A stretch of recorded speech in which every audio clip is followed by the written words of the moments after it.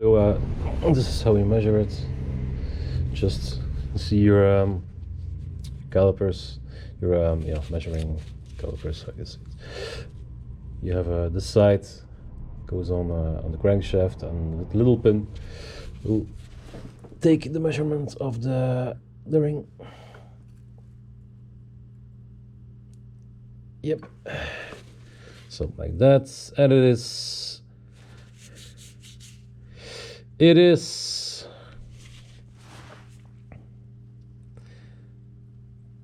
you can see it. No, I don't know if you can see it.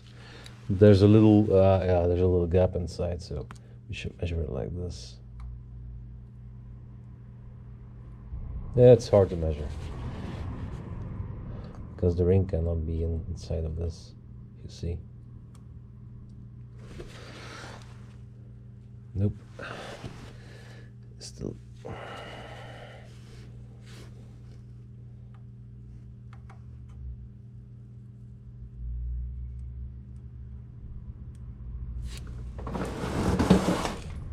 No, I'll have to do it on plain sight.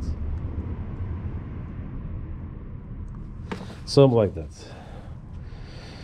And that is... It's not something like that. It's fucking perfect. If you can see it, it is 0.39. 0.38. 0.38.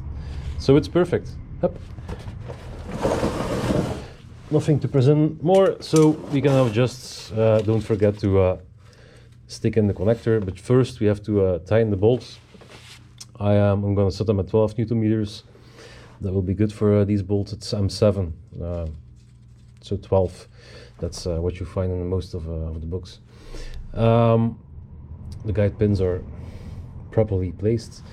For the rest, it's really an easy thing. Yeah.